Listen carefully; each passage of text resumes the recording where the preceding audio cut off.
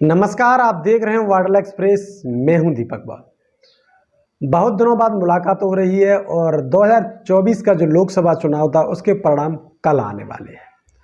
परिणाम क्या कुछ आने वाले हैं ये तो वक्त और तय करेगा कि परिणाम किसके पक्ष में आने वाले हैं। लेकिन हम बात कर रहे हैं बहुजन समाज पार्टी की, जो कि बहुजन समाज पार्टी ने इस बार मध्य प्रदेश में किस प्रकार से चुनाव लड़े और मध्य प्रदेश में कितनी सीटों पर क्या पकड़ रहने वाली है।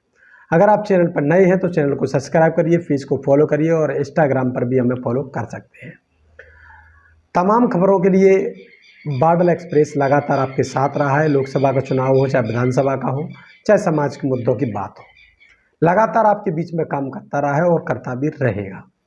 सभी साथियों से अनुरोध है कि आप हो सके तो हमें आर्थिक सहयोग भी करते रहें, जिससे हम लगातार आपके बीच में बड़े बड़े मुद्दों पर पहुंचते रहें। तो बात कर रहे हैं लोकसभा चुनाव 2024 की। 2024 का लोकसभा चुनाव है, इसमें बड़ा क्रांति प्रतिक्रांति जैसी बनी रही। एक तरफ बीजेपी, दूसरी तरफ कांग्रेस और वहीं बसपा के भी लगातार तीरों पे तीर चलते रहे। तो बात करें वहीं लोकसभा चुनाव की, जहां एक तरफ चंद्रशेखर रावण भी चुनाव लड़ रहे थे, तो वहीं वो एक सीट पर सिमट कर रह गए और वो सिर्फ अपनी सीट पर ही काम करते नजर आए। तो बात कर रहे हैं हम इस बार जो संवैधानिक प्रक्रिया चली, एक तरफ संविधान बचाना, एक तरफ संविधान को लागू करना, एक तरफ संविधान को खत्म करने जैसी अफवाहें चल रही थी। इन सभी को लेकर बसपा भी लगातार एक्टिव रही और बसपा ने इस प्रकार से कार्य किए कि संविधान तो बसपा का मैनिफेस्टो ही है। इस पर उनको ज़्यादा लोगों का जो कहना था कि राहुल गांधी इस बार जो बीजेपी से संविधान बचाने की बात कर रहे थे, वो लगातार इस मुद्दे में छाई रही। तो बात कर लेते हैं सबसे पहले मध्य प्रदेश की उन लोकसभाओं की जहाँ पर बसपा एक मजबूत पकड़ के साथ चुनावी मैदान में थी और यहाँ पर भी एक बड़ा स्थिति बनता हुआ नजर आया। तो सबसे पहले बात कर लेते हैं जिन दो सीटों की जहाँ पर बसपा अकेले चुनाव लड़ी, वहाँ पर कांग्रेस के प्रत्याशी न्यूटन हो गए थे, यानी कांग्रेस के जो फॉर्म खींच लिए थे उनकी बात कर रहे हैं। एक इंदौर लोकसभा जहाँ से कांग्रेस के प्रत्याशी ने अपना नामांकन वापस ले लिया था और दूसरी सीट थी खजुराहो, जहाँ पर भी कांग्रेस के प्रत्याशी ने अपना नामांकन वापस ले लिया था। तो इस बार जो दोनों लोकसभाओं में क्या कुछ देखने को मिल सकता है? क्या कांग्रेस का जो वोटर है इस बार बसपा को वोट करेगा? क्योंकि इस लोकसभा में देखने के लिए कांग्रेस के पास कुछ नहीं था। क्या कांग्रेस वास्तविक संविधान बचाने की बात करती थी? इन दो लोकसभाओं में देखने के लिए ये मिलेगा। तो वहीं बात कर रहे हैं खजुराहो में एक मुकाबला बड़ा हो गया, तो क्या ओबीसी कार्ड का बड़ा महत्व माना जा रहा था। जब कांग्रेस प्रत्याशी ने अपना फॉर्म वापस ले लिया और उसके बाद यहाँ पर बात करें तो कमलेश पटेल जो चुनाव लड़ रहे थे बसपा से, और वहीं बीडी शर्मा जो प्रदेश अध्यक्ष भारतीय जनता पार्टी चुनाव लड़ रहे थे, उनके सामने एक ओबीसी का कार्ड हो गया। तो ये मुकाबला कड़ा माना जा रहा है और लोकसभा खजुराहो में एक बड़ा मुकाबला देखने के लिए मिल सकता है। अगर खजुराहो में वास्तविक ओबीसी कार्ड चलता है तो फिर कमलेश पटेल यहाँ पर फाइट करने वाले हैं, और ओबीसी कार्ड नहीं चलता है, वहीं अगर 5 किलो राशन पे ही अगर जनता वोट देती है तो वहीं बीजेपी के खाते में ये सीट जाने वाली है। क्योंकि 5 किलो का जो राशन है वो वोटर को लुभावना, 1000 का जो लाडली बहना और किसान की जो निधि थी 6000 रुपये और टोटल मिलाकर 10,000 रुपये, वो कहीं ना कहीं प्रभावित करती हुई नज़र आ सकती है।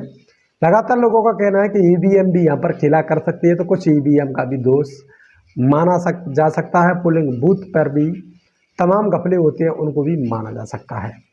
तो वहीं बात कर रहा हूँ उसके बाद भिंड लोकसभा की, जहाँ से देवाशीष जरारिया चुनाव लड़े बहुजन समाज पार्टी से, कांग्रेस से फूल सिंह बरैया चुनाव लड़े, और वहीं आरच सीट थी, वहीं चुनाव लड़ी संध्या राय बीजेपी से, जो कि पूर्व सांसद थी। विधायक फूल सिंह बरैया क्या इस बार बता रहे थे कि फूल सिंह बरैया चुनावी मैदान में जीत सकते हैं, और बसपा कमजोर होती है, कमजोर प्रत्याशी उतारती है तो फूल सिंह बरैया चुनाव जीत सकते हैं। तो वहीं देवाशीष जरारिया यहाँ पर चुनाव लड़ रहे हैं, मजबूत प्रत्याशी जो कि कांग्रेस से पिछली बार चुनाव लड़ चुके हैं। इसलिए बताया जा रहा है, सूत्रों की बात करें तो फूल सिंह बरैया की सीट जाती हुई नजर आ रही है और फिर से यहाँ पर बीजेपी चुनाव जीत सकती है, क्योंकि बसपा वहाँ पर तीसरे नंबर पर भी रह सकती है। हालांकि देवाशीष जरारिया चुनाव लड़ रहे हैं तो बसपा कहीं ना कहीं पिछली बार से अधिक वोट ला भी सकती है, तो ये कहीं दो राय नहीं है। तो बात करें मुरैना की, जहाँ मुरैना में बसपा पिछले लोकसभा चुनाव में वहाँ 1 से 1.25 लाख वोट, 1,30,000 के वोट लेकर आई थी। वहीं पिछले 2014 की बात करें चुनाव की, तो वहाँ पर बसपा 2,41,000 वोट लेकर पहुंची थी। उससे पहले आर्च सीट और पर भी बसपा लगातार डॉक्टर पीपी चौधरी साहब जहाँ चुनाव लड़ते थे वो भी लगातार अच्छे मत लाते रहे हैं। तो हम बात कर रहे हैं उस लोकसभा की जहाँ पर बसपा सुप्रीमो बहन मायावती ने खासकर वैश्य समाज के प्रत्याशी को उतारा। वैश्य समाज का प्रत्याशी यहाँ पर फाइट में बना हुआ है, क्योंकि मुकाबला त्रिकोणीय है, खासकर मुरैना सुपौल लोकसभा में, जहां से दो क्षत्रिय समाज के प्रत्याशी लड़ रहे थे, जो दोनों ही पूर्व विधायक थे। शिवमंगल सिंह तोमर भारतीय जनता पार्टी जो कि पूर्व विधायक हैं दिमनी लोकसभा से। वहीं बात करें सत्यपाल न्यूटू सिकरवार जो कि भारतीय जनता पार्टी से ही चुनाव लड़े और वो सुमावली विधानसभा से चुनाव लड़े, और इस बार वो कांग्रेस का दामन थाम के और लोकसभा का चुनाव लड़े थे।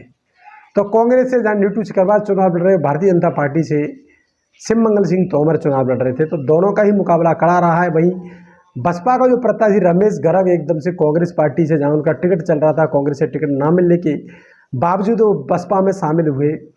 तो बसपा में शामिल होने के बाद उन्होंने मुकाबले को त्रिकोणी बना दिया। यह त्रिकोणी मुकाबला कुछ बड़ा कमाल कर सकता है। बात करें तो बसपा के खाते में भी ये सीट जा सकती है, कांग्रेस के खाते में भी जा सकती है और भारतीय जनता पार्टी के में भी खाते में जा सकती है।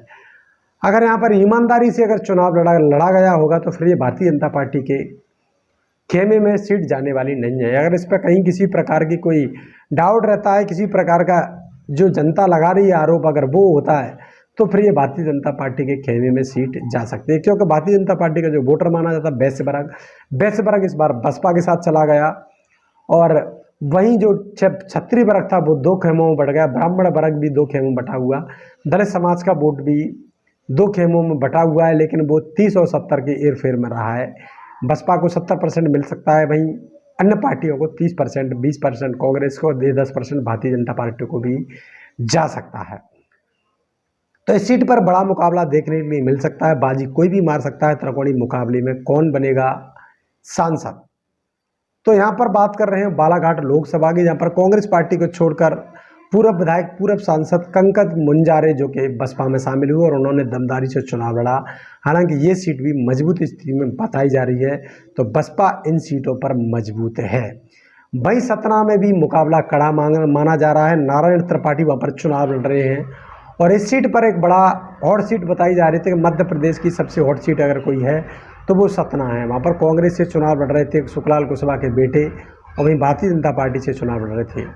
तो वहीं भारतीय जनता पार्टी, कांग्रेस, बसपा, यहाँ पर त्रिकोणी मुकाबला, एक बड़ा मुकाबला मुरैना के बाद कोई बड़ा मुकाबला देखने के लिए मिला है तो वो सतना में मिला है।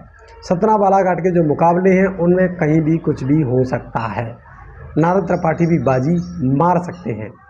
वहीं बात करें रीवा की, तो ये पटेलों का क्षेत्र माना जाता है। यहाँ पर रीवा से पहले भी, रीवा सतना दोनों क्षेत्रों से बसपा यहाँ पर चुनाव जीतती रही है और इन सीटों पर लगातार चुनावी मैदान में रही, तो यहाँ से चुनाव जीत भी सकती है।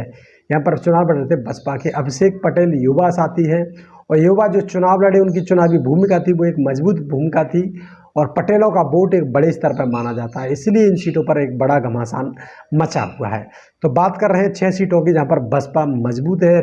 रीवा, सतना, बालाघाट, मुरैना, भिंड, खजुराहो, इंदौर, 6 सीटों में से 3 सीट मुरैना, सतना, रीवा और बालाघाट, 4 सीटों का एक बेहद मजबूत चुनाव है। वहीं भिंड, खजुराहो और इंदौर की सीट भी लगातार फाइट में बनी हुई है।